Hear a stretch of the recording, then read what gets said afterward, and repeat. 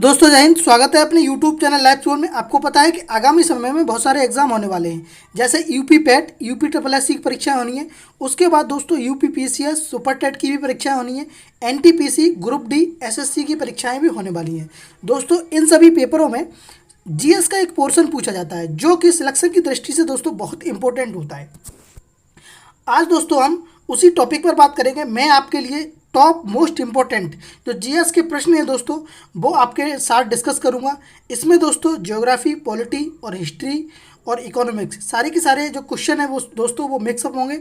और दोस्तों एक बात और बता दें कि करंट अफेयर्स की जो सीरीज़ है वो अलग से सेपरेट वीडियो आती है आपके लिए डेली के डेली। दोस्तों अगर आपने नहीं देखी है तो लिंक डिस्क्रिप्शन में है, आप जाके देख लीजिए, क्योंकि जीएस के पोर्शन में दोस्तों करंट अफेयर्स भी अपनी अहम भूमिका निभाता है। ठीक है, चलिए पहला प्रश्न पढ़ लेते हैं। अगर आपने जीएस पढ़ी है तो अच्छे से दोस्तों ये 10 क्वेश्चन है, आपको बहुत अच्छे से टिक करना है कि इसका राइट आंसर क्या है। बहुत ही सिंपल और आने वाले पेपर में क्वेश्चन है दोस्तों। ठीक है, चलिए पहला प्रश्न है कि सूर्य के सबसे निकटतम ग्रह कौन सा है। देखो बहुत अच्छा प्रश्न है और घुमाने वाला भी है कि सूर्य के सबसे निकटतम ग्रह कौन सा है।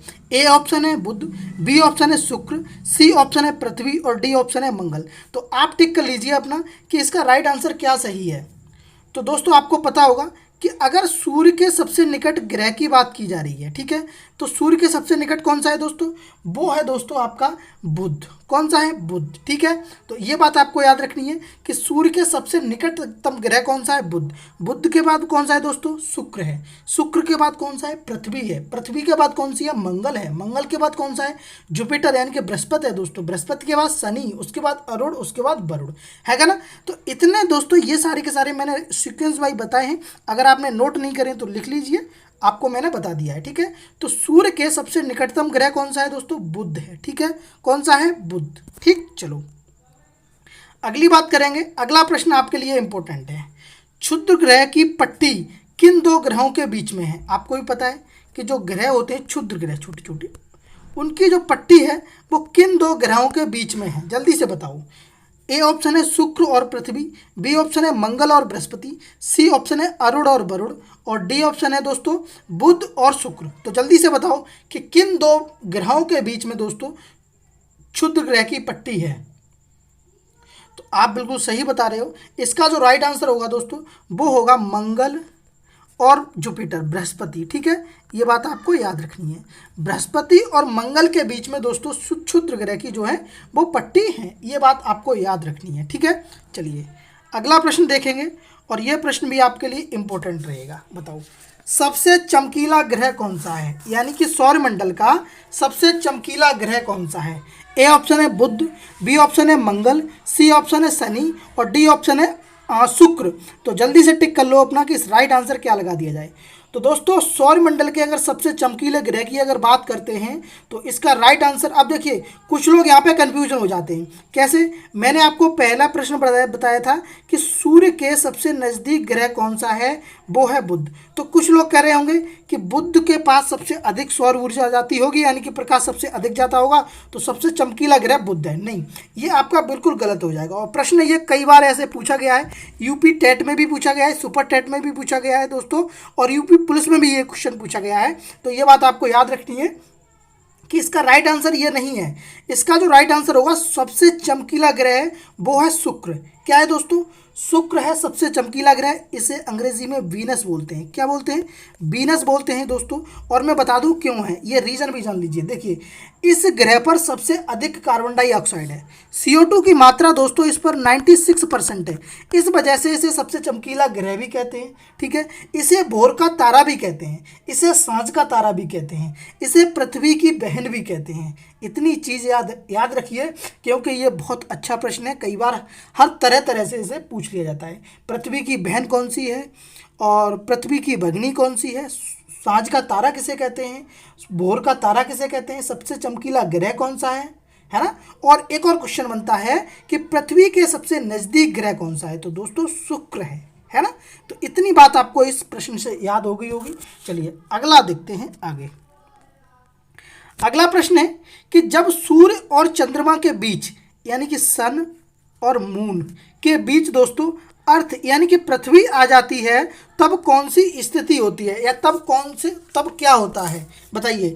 ए ऑप्शन है सूर्य ग्रहण होता है, बी ऑप्शन है चंद्र ग्रहण होता है, सी ऑप्शन है दोनों स्थिति होती हैं, और डी ऑप्शन है दोनों नहीं होती हैं। देखिए ये प्रश्न आपके लिए बहुत इंपॉर्टेंट रहेगा और मैं आपको सारी की सारी बातें इस प्रश्न जितना भी डिटेल में हो सकेगा ये सब मैं आपको बताऊंगा, ठीक है। इससे पहले आप टिक लगाओ जल्दी से, बहुत सरल प्रश्न है, आप क्लास 6 से ये किताब पढ़ते आ रहे होंगे दोस्तों, और ये आपका हर पेपर में पूछा भी जाता है।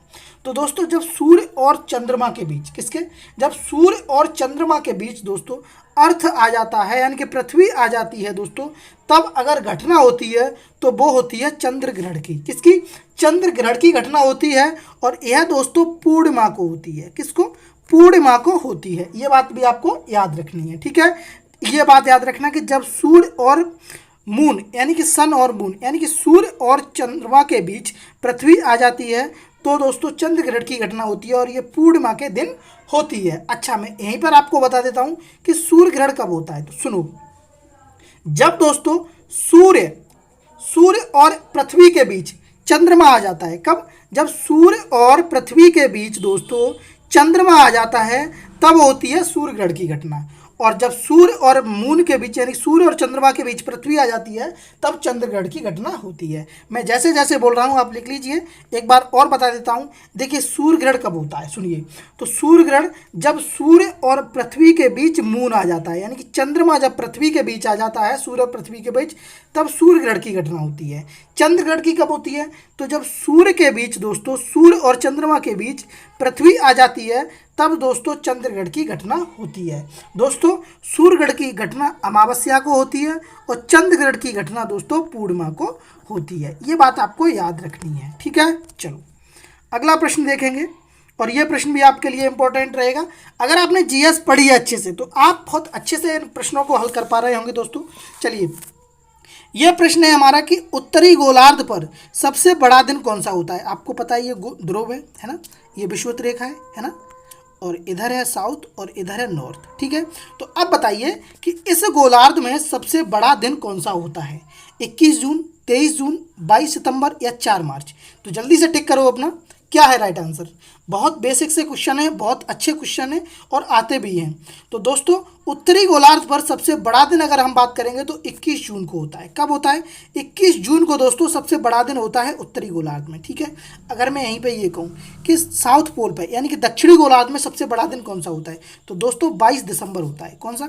22 दिसंबर दोस्तों दक्षिणी गोलार्ध में सबसे बड़ा दिन होता है, और उत्तरी गोलार्ध में दोस्तों 21 जून को सबसे बड़ा दिन होता है। ये बात आपको याद रखनी है, ठीक है। चलिए तो समझ गए होंगे 21 जून इसका राइट आंसर सही है। अगला प्रश्न है, और दोस्तों देखिए अभी ज्योग्राफी के प्रश्न थे, अब मैं आपको पॉलिटी के प्रश्न पढ़ा देता हूँ। इससे क्या है दोस्तों, मैं आपको बताना ये चाह रहा हूँ कि इस वीडियो में आपके लिए मिक्सअप प्रश्न मिला करेंगे। इकोनॉमिक्स से मिलेंगे, पॉलिटी से मिलेंगे, ज्योग्राफी से मिलेंगे, हिस्ट्री से मिलेंगे, साइंस से मिलेंगे, कंप्यूटर से मिलेंगे। सारे के सारे इस वीडियो में दोस्तों प्रश्न मिलेंगे आपको। तो इससे आपको बिल्कुल भी घबराना नहीं है कि कैसे कहाँ से इसमें, और वही प्रश्न मिलेंगे जो पेपर में आए हुए होंगे या इनकी आने की संभावना बहुत अधिक होगी, ठीक है दोस्तों। तो आपको बिल्कुल भी घबराना नहीं है, बस छोटी सी वीडियो है। आपको क्या करना है, जो प्रश्न नहीं आता है उसे अपनी कॉपी पे नोट कर लेना है, जो प्रश्न आता है वो यहाँ पर टिक कर देना है, ठीक है। और वीडियो के लास्ट में कमेंट बॉक्स में आप जरूर बताया करें कि आपका स्कोर कितना रहा, जिससे कि हमें पता पड़ता रहता है दोस्तों कि आप कितना सही कर पा रहे हैं, कितना गलत कर पा रहे हैं। और देखो दोस्तों एक और बात है, खुद को जांचना ही सबसे अच्छी कह सकते हैं आप एक्सपीरियंस होता है, रिवीजन होता है, या फिर आप सबसे अच्छी स्टडी होती है। स्ट्रेटजी यानी कि रणनीति भी सबसे अच्छी खुद को जांचना ही होती है। अगला प्रश्न है, संविधान सभा की प्रथम बैठक कब हुई, बताओ। बहुत अच्छा प्रश्न है, बहुत बार आया हुआ है।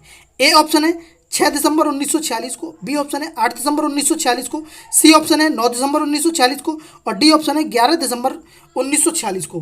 तो दोस्तों बताओ। तो बिल्कुल हाँ सही बता रहे हो, इसका राइट आंसर होगा संविधान सभा की प्रथम बैठक दोस्तों हुई थी, वो हुई थी 9 दिसंबर 1946 को। कब हुई थी? 9 दिसंबर 1946 को हुई थी दोस्तों। और इसके अध्यक्ष जो बनाए गए थे वो डॉक्टर सच्चिदानंद सिन्हा जी बनाए गए थे। कौन बनाए थे?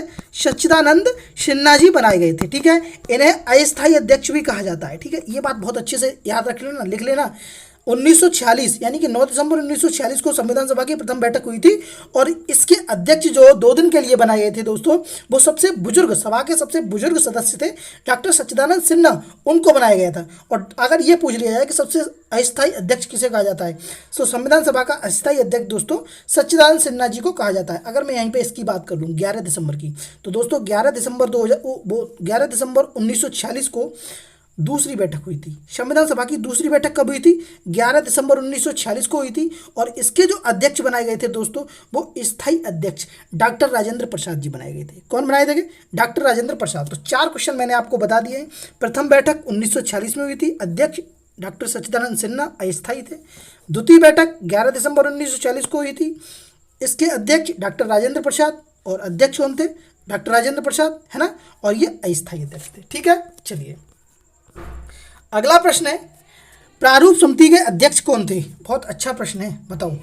ए ऑप्शन है doctor Rajendra Prasad, B option है भीमराव अंबेडकर, सी ऑप्शन है सरदार वल्लभ भाई पटेल, और डी ऑप्शन है जवाहरलाल नेहरू।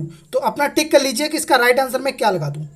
बिल्कुल सही बता रहे हो आप लोग। प्रारूप समिति के जो अध्यक्ष थे वो डॉक्टर भीमराव अंबेडकर जी थे। दोस्तों बाबा साहब ने ही प्रारूप समिति को 7 सदस्यों के साथ इस समिति को तैयार किया था। ठीक है, तो ये बात आपको याद रखनी है कि प्रारूप समिति के सदस्य जो अध्यक्ष थे दोस्तों, वो थे डॉक्टर भीमराव अंबेडकर। डॉक्टर राजेंद्र प्रसाद दोस्तों संचालन समिति के अध्यक्ष थे। कौन थे? संचालन समिति के अध्यक्ष की अगर बात करी जाएगी दोस्तों, तो डॉक्टर राजेंद्र प्रसाद जी थे। ठीक है, ये बात आपको याद रखनी है। अगर ये पूछ लिया जाए कि सरदार वल्लभ भाई पटेल, तो आपको पता है देशी रियासतों के या मूल अधिकार या अल्पसंख्यकों के जो थे वो सरदार वल्लभ भाई पटेल जो समिति के अध्यक्ष थे। नेहरू की बात कर लें हम, तो नेहरू थे राज्य समिति के अध्यक्ष थे। हालांकि इस प्रश्न में आप बात करना है वो इंपॉर्टेंट यही है कि डॉक्टर भीमराव अंबेडकर जी प्रारूप समिति के अध्यक्ष थे। अगला प्रश्न है, और यह प्रश्न आपके लिए बहुत इंपॉर्टेंट रहेगा, कई बार पूछा गया है, इंपॉर्टेंट लगा लेना, यानी कि सारे के सारे प्रश्न ही इंपॉर्टेंट हैं आपके लिए। भारत का संविधान कब लागू हुआ था? बताओ जल्दी से। 26 नवंबर 1949 को, 26 जनवरी 1950 को, 26 जनवरी 1930 को, या 26 जनवरी 1919 को? जल्दी से टिक करो अपना। तो बिल्कुल देखिए, कुछ लोग यहाँ पर 26 नवंबर 1949 लगा रहे होंगे। नहीं भाई, 26 नवंबर 1949 को मेरे भाई ये संविधान जो है वो पारित हुआ था, अंगीकृत हुआ था, अडॉप्ट हुआ था। ठीक है, तो क्या 26 नवंबर इसका राइट आंसर नहीं है। इसका राइट आंसर होगा दोस्तों, वो होगा 26 जनवरी 1950 को पूरे देश में जो भारत का संविधान है दोस्तों वो लागू कर दिया गया था। ठीक है, तो ये बात आप याद रखना है। दिन शायद गुरुवार था दोस्तों, है ना। इसमें अगर उस टाइम की महिलाएं की बात करी जाए तो सदस्य महिलाएं कितनी थी? तो 8 महिलाएं थी, है ना। तो ये, और संविधान बनके कितने दिन में तैयार हुआ था? तो 2 वर्ष 11 माह 18 दिन लगे थे, आपको भी पता है। ठीक है, तो ये बात आपको याद रखनी है कि 26 जनवरी 1950 को दोस्तों संविधान जो है वो पूरे भारत में लागू कर दिया गया था। अंगीकृत की बात करेंगे, अडॉप्ट की बात करेंगे, पारित की बात करेंगे तो 26 नवंबर 1949 को, लेकिन भारत के संविधान लागू की बात करेंगे दोस्तों तो 26 जनवरी 1950 को। चलो अगला प्रश्न, ये प्रश्न इंपॉर्टेंट है कि वर्तमान में संविधान की कितनी अनुसूचियां हैं। देखो कई बार बहुत लोग वो कंफ्यूज हो जाते हैं और गलत प्रश्न कराते हैं। यह प्रश्न कई बार पूछा गया है। ए ऑप्शन है 8 अनुसूची है, बी है 12 है, सी है 10 है, या डी है 15 है। तो जल्दी से बताओ। तो इसका राइट आंसर होगा दोस्तों, संविधान में कितनी अनुसूचियां हैं? तो संविधान में दोस्तों अभी वर्तमान में 12 अनुसूची हैं। कितनी है? 12 अनुसूची हैं दोस्तों संविधान में। पहले कितनी थी? मूल संविधान में दोस्तों 8 अनुसूची थी, 4 अनुसूची और जोड़ दी गई है, तो अब कितनी होगी?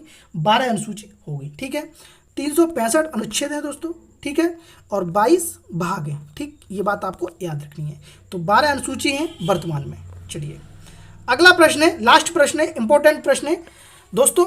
लास्ट में एक बात कहेंगे आपसे कि अगर आपने वीडियो को लाइक नहीं करा है तो मत करिए, लेकिन वीडियो को जितने भी लोग कॉम्पिटिटिव एग्जाम की तैयारी कर रहे हैं उनको प्लीज़ आप शेयर कर दीजिए, और अगर आप चैनल पर नए हैं तो चैनल को सब्सक्राइब जरूर कर लें। ठीक है, अगला प्रश्न है कि मौलिक अधिकार किस देश के संविधान से लिए गए हैं। देखो अच्छे प्रश्न हैं, आपको भी पता है कि हर बार प्रश्न पेपर में आते हैं। तो मौलिक अधिकार किस देश के संविधान से लिए गए हैं? ए ऑप्शन है ब्रिटेन, बी ऑप्शन है अमेरिका, सी ऑप्शन है यूएसए, सी ऑप्शन है रूस, और डी ऑप्शन है जापान। तो जल्दी से टिक करो, इसका राइट आंसर क्या लगा दूँ।